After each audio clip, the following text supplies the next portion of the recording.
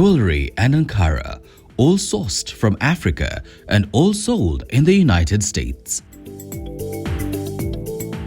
Welcome to Tivona World, a fashion brand based in Kansas City, Missouri, specializing in the promotion of African fashion, culture, and handcrafted products.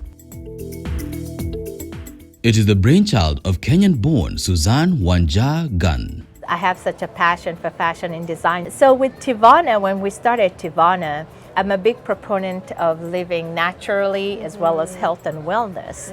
That's what I do, working in community health. And so when I was looking for a name, I wanted something that rhymed with coming of nature. For me, when I think of Kenya, I think of nature, I think of how much we work with things that are upcycled from the ground, the beads, the wood, that's where my mind was. Yes, coined from the Hebrew word for love of nature, Tivona World is all about celebrating all things natural, pure, unique and authentic. It is the best of African fashion, but with a modern twist.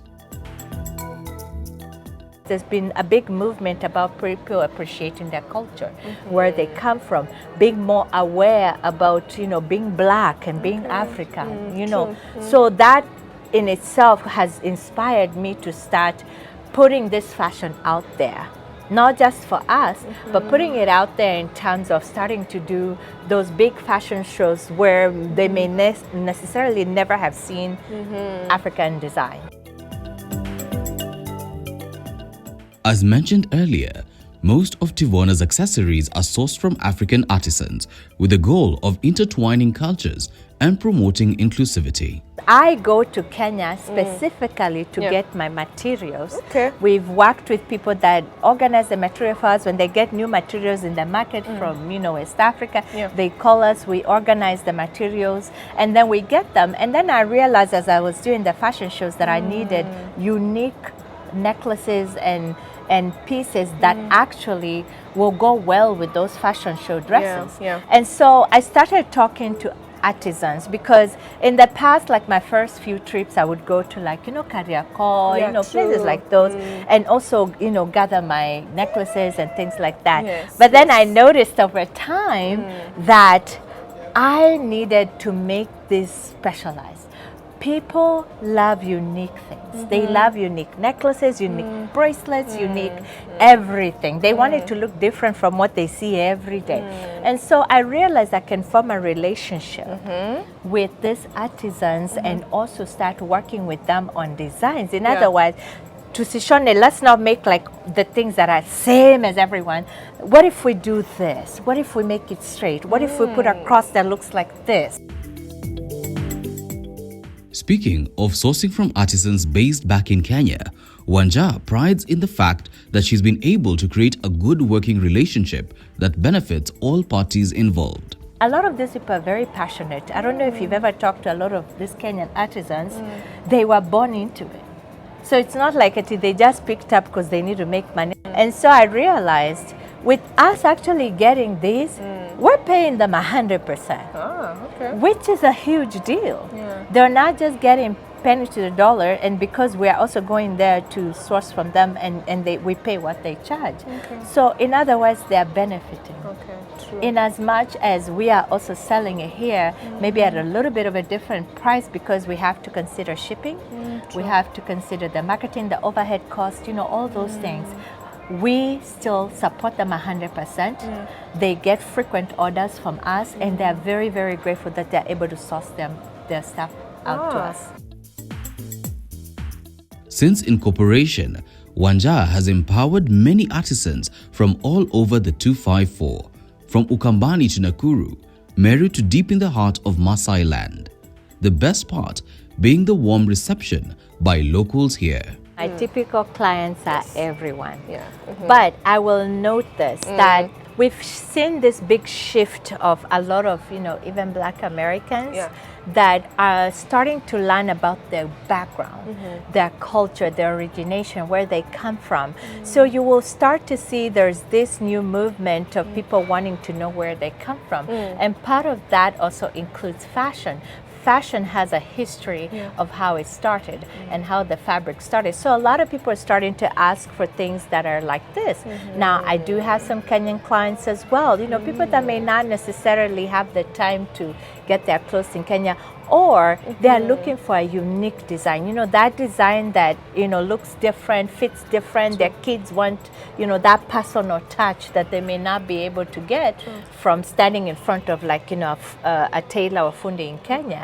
And so we are wanting to supply that modern African art and also giving our fabric a different artistry to where you didn't see. Like, for example, the fashion show that I'm getting ready to do in Omaha is going to be different. I'm using all Ankara fabrics, kitenge fabrics, but we're going to do an African masquerade.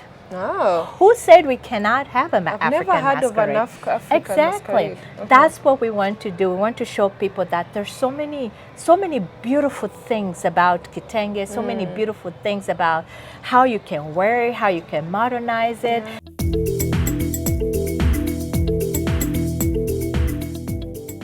It is important to note that to start a business in Missouri requires one to first attain a retail sales tax license from the Missouri Department of Revenue, a federal employer identification number from the IRS if your business has employees, and obtain various permits that include health and safety, environment, building and construction, among others.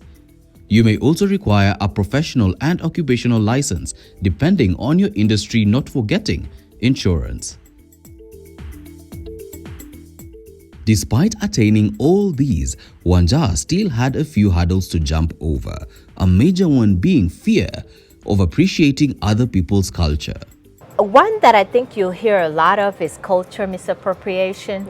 And the reason they say that is because a lot of times you may see somebody not of your color wearing it. They are loving the culture. They want to know about the culture. They want to know what is this means, you know, and to me, I feel like there's a mission right there. And so I think there's that misconception that you cannot wear something because it belongs to something. Now, there is a specific culture and fabrics that are very particular to certain tribes, to certain cultures. And those, I would say, it just takes education. So I'm a big believer in let's start educating, let's start promoting people to learn what it means to wear those kind of fabrics and colors. 26 years in the US and still going strong, a trait that has defined Wanja's life since arriving here back in 1998. Who would have thought that the family nurse practitioner with a bachelor's degree from the University of St. Mary and a master's from Graceland University would be making waves in America's fashion industry by promoting her heritage? My message is for us to be able to embrace our fashion. I can promise you that there's places you can go where you cannot wear this because you may be judged different, you may look different.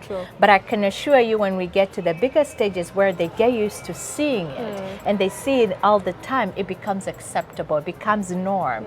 I believe that giving back should always be part of your servitude as a person. It doesn't mean that I don't gain profit from doing this. It also means that you are promoting a greater message more than you. I am here. When people come shop this jewelry, when people come shop these fabrics and these things, they're very clear where it comes from. Even if you look at our earrings, we usually have a message in the back there about the people that make it. Because we want them to understand that we're helping somebody, you know, make a living, improve their lifestyle. But at the same time, there's a message to be had, which is let's open up those commercial trades and also let's open up Kenya to the world.